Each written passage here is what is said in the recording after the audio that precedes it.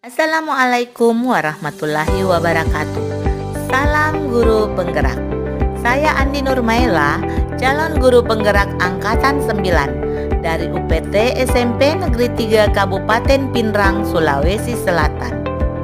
Bapak Ibu guru hebat, pada kesempatan ini izinkan saya memaparkan kesimpulan dan refleksi pemikiran Ki Hajar Dewantara Modul 1.1 Koneksi antar materi, untuk membuat kita lebih memahami impian besar Bapak Ki Hajar Dewantara untuk membawa anak-anak Indonesia mencapai kemerdekaan belajar. Perjuangan Ki Hajar Dewantara, sang Bapak Pendidikan Indonesia, patut diteladani bagi dunia pendidikan saat ini, karena mengajarkan kita bagaimana memerdekakan manusia untuk menjadi manusia yang menghargai nilai-nilai kemanusiaan itu sendiri. Pendidikan dan pengajaran menjadi esensi atas asas pendidikan di Indonesia. Ki Hajar Dewantara membedakan antara kata pendidikan dan pengajaran.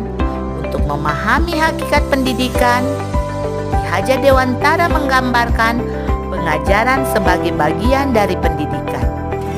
Ki Hajar Dewantara mendefinisikan mengajar sebagai proses pendidikan yang memberikan pengetahuan atau manfaat untuk keterampilan hidup fisik dan mental anak-anak.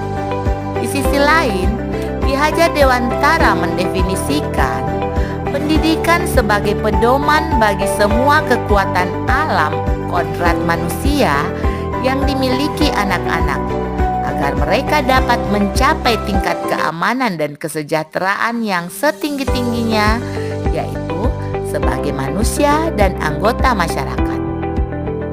Tujuan pendidikan menurut Ki Hajar Dewantara adalah menuntun segala kodrat yang ada pada anak-anak agar mereka mencapai keselamatan dan kebahagiaan yang setinggi-tingginya, baik sebagai manusia ataupun sebagai anggota masyarakat.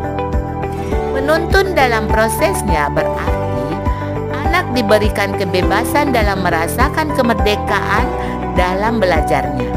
Dalam kebebasan tersebut, guru bertindak sebagai pamong dalam memberikan tuntunan agar anak didik kita tidak kehilangan arah dan membahayakan dirinya. Guru senantiasa memberikan keteladanan dalam pembiasaan sehari-hari. Proses menuntun ini berpedoman pada semboyan Ingarso Suntulodo, yaitu guru sebagai teladan dan pemberi contoh. Ing Madya Mangunkarsa, guru sebagai membangun semangat peserta didik. Dan Tutwuri Handayani, guru sebagai pendorong dari proses pendidikan anak. Salah satu dasar pemikiran Ki Hajar Dewantara tentang pendidikan adalah anak bukan tabula rasa. Pada dasar pemikiran ini, Ki Hajar Dewantara mengibaratkan anak bukan kertas kosong yang bisa digambar sesuai keinginan orang dewasa. Anak lahir dengan kekuatan kodrat yang masih samar-samar. Ki Hajar Dewantara juga mendeskripsikan dasar pendidikan berhubungan dengan kodrat alam, terkait dengan potensi atau bakat yang mereka miliki, ras atau suku tempat mereka berasal, hingga karakter lingkungan budaya daerah mereka. Kodrat zaman dihubungkan dengan era yang dijalani anak. Pendidik diharapkan mampu menuntun anak untuk menyesuaikan diri dengan zaman. Budi pekerti atau karakter yang baik adalah kunci keharmonisan dan kesuksesan dalam kehidupan seorang anak. Dalam hal ini, tidak hanya pendidik yang mempunyai peranan penting, tetapi juga orang tua harus terlibat dan bekerja sama dengan baik dengan pihak sekolah.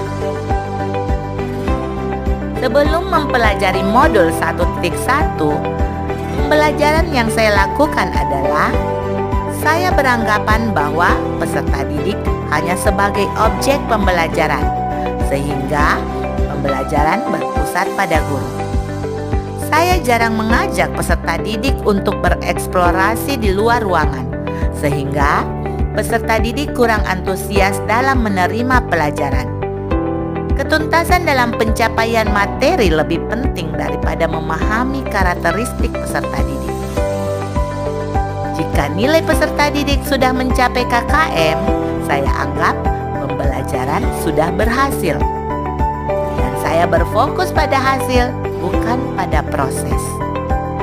Tapi setelah saya mempelajari modul 1.1 tentang pemikiran Ki Hajar Dewantara, saya menyadari bahwa apa yang saya pikirkan dan saya lakukan selama ini tidak tepat. Seharusnya peserta didik bukan sebagai objek pembelajaran, melainkan sebagai subjek pembelajaran. Artinya, peserta didik memiliki kebebasan dalam berkreasi dan mengemukakan pendapat dalam proses pembelajaran. Membuat pembelajaran menjadi menyenangkan dengan mengemas media dan ruang belajar yang membuat peserta didik semakin termotivasi untuk belajar dan nyaman dalam menerima pelajaran. Bukan mengejar materi, tetapi lebih fokus pada kebutuhan peserta didik. Dan harus mempelajari peserta didik karena setiap anak dilahirkan unik dan dengan kelebihan dan kekurangan masing-masing. Saya harus menghargai dan memberikan kesempatan kepada peserta didik untuk tumbuh sesuai dengan kodratnya. Dan proses itu lebih penting daripada hasil. Yang saya dapat terapkan di kelas antara lain: 1. Merancang pembelajaran yang interaktif dan menyenangkan dengan melibatkan peserta didik sesuai metode student center. 2. Menyiapkan media pembelajaran yang beragam dan mengakomodasi kebutuhan peserta didik. 3. Pembelajaran tidak lagi menuntut tetapi menuntun. Yang keempat, memperhatikan aspek psikologi latar belakang dan kemampuan awal peserta didik. Akhir kata, anak-anak hidup dan tumbuh sesuai kodratnya sendiri.